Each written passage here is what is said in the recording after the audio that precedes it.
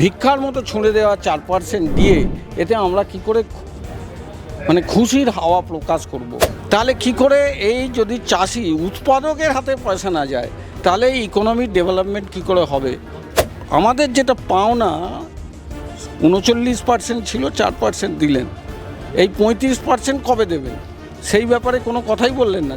মানে মুখ বন্ধ করার জন্য যেন ইট মেরে আমাদের মুখে মেরে দিল, আমাদের মুখ ব্যথা হয়ে গেল, আমরা কিছু বলতে পারবো না, এটা বলে দিলেন। কারণ ওনার গায়ে প্রচণ্ড জোর, আমরা আর কি বলবো।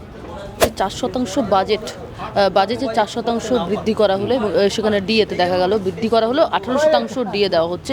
বিষয়টাকে কিভাবে দেখছেন? একেবারে বাজেট যে হয়েছে আজকে, সেই বাজেট কতটা সাধারণ মানুষের কল্যাণমুখী বাজেট হয়েছে, কি বলবেন? কল্যাণমুখী বাজেট কি করে বলবো? আমি একজন অবসরপ্রাপ্ত কর্মচারী, আমার বেতন এক জায়গায় সিল্ড হয়ে গেছে।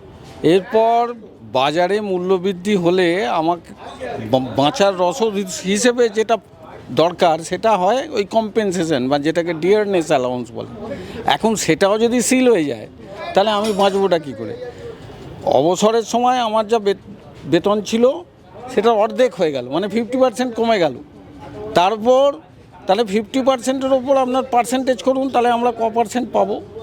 হ্যাঁ, তার সঙ্গে আপনার বাজারে যে মূল্যবৃদ্ধি হয়, ওনার যারা মন্ত্রী বা এমএলএ বা আরও সাঙ্গপাঙ্গ বা আইএএস অফিসার যারা উচ্চ পদস্থ তারা বাজার করেন কিনা আমি জানি না, কিন্তু বাজারের যে অবস্থা, বিশেষ করে ওষুধপত্রের দাম এবং কোনো একটা একটু ক্রিটিক্যাল যদি রোগ হয় তার যে চিকিৎসা খরচ, সেটা কিভাবে মেটানো হবে এই প্রশ্নের উত্তর আমি চাই। এই 4% দিয়ে এটা কি সামলানো যাবে? তাহলে যদি তা না হয় এটা তো আপামর কর্মচারীদেরই মানে প্রভাবিত করবে এবং তাকে একটা নির্দিষ্ট নেগেটিভ ফলশ্রুতির মধ্যে ফেলে দেবে। সেক্ষেত্রে আমরা কি করে এই বাজেট বা আমাদের এই বাজেটে এই যে একটা ভিক্ষার মতো ছুঁড়ে দেওয়া 4% দিয়ে এতে আমরা কি করে মানে খুশির হাওয়া প্রকাশ করব বা আনন্দ প্রকাশ করব? যারা করছে তারাও দেখুন, তাদের মনের মধ্যে যদি ঢোকা যায় তারা সেটা মন থেকে করছে না। তারা যেহেতু ওনার ধামা ধরা এবং ওনার পদলেহী, সেই জন্য তারা ওটা করতে বাধ্য হচ্ছে, কারণ তাকে সেই জায়গায় তার পদে থাকতে হবে এই ভয়ে। নইলে শ্রদ্ধা থেকে বা স্বতঃস্ফূর্তভাবে কেউ এই 4%-এ আনন্দ প্রকাশ করতে পারে না। কারণ বাজারের যা অবস্থা তাতে একটা মানুষের বেঁচে থাকার জন্য ন্যূনতম যেটা দরকার সেটুকু এর মধ্যে হয় না। তাছাড়াও ভাবের ঘরে চুরি একটা ব্যাপার আছে।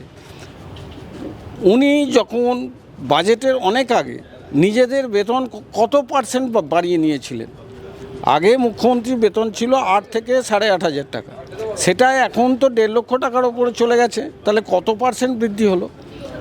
একটা মানে প্রবাদ আছে বাংলায়, আপনি আছড়ি ধর্ম পরের শিখাও। তা আপনি নিজে 1000%-এর ওপরে নিজের বেতন বাড়িয়ে নিয়ে আমাদের 4%ও দিচ্ছেন, বা আমাদের যেটা পাওনা 39% ছিল, 4% দিলেন, এই 35% কবে দেবেন সেই ব্যাপারে কোনো কথাই বললেন না। যদি বলতেন যে হ্যাঁ 3 মাসের মধ্যে এটা দিয়ে দেবো, তাহলে আমরা একটু খুশি হতাম যে উনি এখন কনস্ট্যান্ট আছে, তার পরে দিয়ে দেবেন। তাও বলেননি। উনি বললেন এটা উন্নয়নমূলক বাজেট। এটা কিসের উন্নয়নমূলক বাজেট? এবং উনি যদি বলতেন না তোমাদের আমরা ডিএ 4% দিলাম, তার সাথে 4 লক্ষ নতুন যে শূন্য পদ আছে তাতে স্বচ্ছভাবে পরীক্ষার মাধ্যমে নিয়োগ করব, সেটাও নয়, বরং যারা পরীক্ষা দিয়ে বসে আছে তারা প্রতিদিন রাস্তায় ধর্ণা দিচ্ছে। কিছু লোকের ভাগ্য সুপ্রিম কোর্টে ঝুলে আছে, কিছু লোক পরীক্ষা না দিয়ে চাকরি পেয়েছে, তারা এখন দৌড়ে বেড়াচ্ছে, আইনের সহায়তা নিয়ে বেঁচে থাকার চেষ্টা করছে। এই অবস্থায় এটা কি উন্নয়নের লক্ষণ? তাই এটা কিসের উনি উন্নয়নের বাজেট বললেন?